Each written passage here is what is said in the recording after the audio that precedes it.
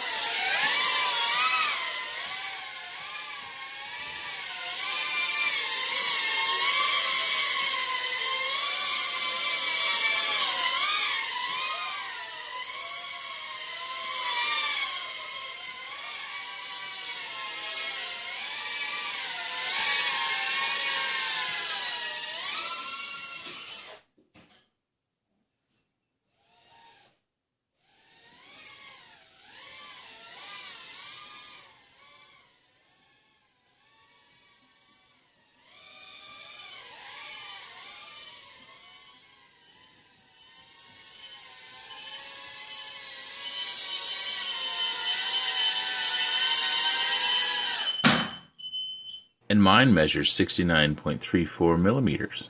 It weighs 47.7 grams. Props are 45 millimeters. It comes with the LR1000 receiver, which has a purported range of 1 kilometer. It has a micro beeper, 1102 10,000 kV motors, 7 amp D-Shot compatible ESCs, a left-hand polarized antenna, and a very strong prop guard. Also in the box, extra props, nylon standoffs, a little screwdriver, and an extra battery rubber band. And the box can double as a carrying case. Battery space is very limited. These batteries will fit, these and anything larger will not.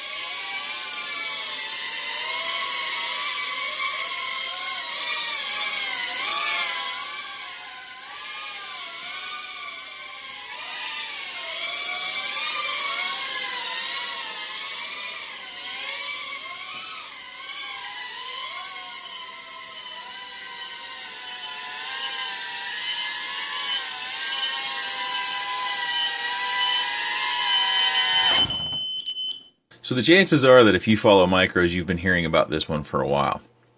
And obviously I was as well. So I went ahead, I broke the bank, and I plopped down my money to pre-order. And I've been flying it around, and everything works just fine. I'm a little bit surprised, and because I actually didn't notice in the specs about the left-hand polarized antenna. I don't have any left-hand polarized antennas, and I've been flying it with my Fat Shark HD3s, and you can see that's right-hand. So I'm very surprised at the quality of the picture I've been getting, because it's actually pretty good. I've actually seen worse with matching circular polarized antennas. And maybe that has something to do with the VTX that they use in here, and they state that's an FX806T, which is a special video transmitter to Furious, or I don't know if that's a Furious design or they partnered with someone. We have our typical JST, and the motors provide good thrust, but the prop guard, as I mentioned in the intro, I think it's going to be remarkably tough. I think it's going to hold up very well. It's flexible, so it doesn't seem like it's so rigid it would snap in a crash. So it'll give a bit, especially out here at the corners. I think this is probably the most stiff area. But this material is very interesting to me, and I'm sure they had to pay a high dollar in order to get this manufactured the way they wanted. Getting something, a mold made, so that they could have a whole bunch of these made, because this is not 3D print. Something that was new to me was the ESCs being mounted inside here. I just didn't pay attention to the pictures. I just thought that these were just landing legs and that were beauties, beautification marks or something of that nature. Do look closely here at the cutting of the frame. I was not pleased at this price point with the carbon fiber work. Hopefully you can see that. I'll try to bring it in here nice and close. Looks like the tools were pretty dull, pretty much all the way around from what you can see. If this is going to be real tough, but even if you look at these edges over here, they're a little bit rough. And I'm sure Furious isn't cutting this themselves, but it's their name on the box. They got to work out with their source a higher quality, I believe. If you want to sell this thing at $250, I think people are going to expect a very clean carbon fiber cut, and I don't think that's too much to ask for. The prop guard in its current form is only supported by supports in the front and the back. And I have flown this outside, and I have some very weird flight characteristics, so I need to fly it some more. And I'm going to take it with the prop guard off, and that's why we get the extra nylon standoffs in the kit, so we can take the prop guard off, and then these nylon standoffs support the camera in all 4 positions. Please excuse the continuity, but I'm going to jump in right here. This is how it looks without the prop guard. It weighs 42.3 grams, kind of, without the prop guard. The prop guard weighs 5.9 grams. A couple things to be aware of if you're going to fly it without the prop guard, because I am. I used a loom band, which is a tiny rubber band. You can pick up a pack of 500 off of eBay for almost nothing. I used that around the whole thing before I put the camera on in order to keep this buzzer down, because this buzzer, it may have been secured via some glue right here to the bottom of the prop guard, but in this configuration it isn't, so we need to make sure we keep that down. You can see that that comes pretty close. You can also see my props are not all the way down to the bottom. I'm not crazy about that because it's possibly going to encourage some prop slippage, but that's what we have to do. If we shove them all the way down, we're probably going to get some prop strikes. I did go around and make sure all my props are even. Kind of line them all up. You can also see I used another loom band right up here, and I just wrapped it around the antenna. Took my RX wire up through it, and then I pulled on it just ever so slightly in order to make sure I would get my clearance down through here. Okay, I think we're ready to go. Let's go see how it flies like this.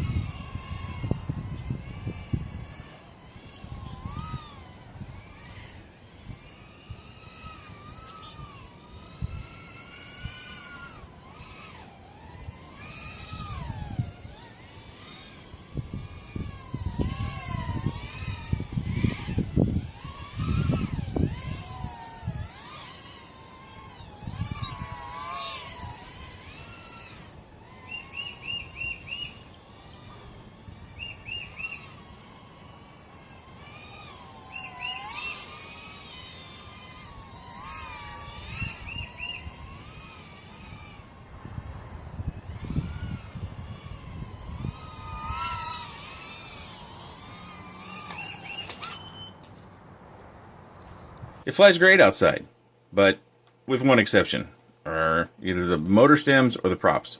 One of the two.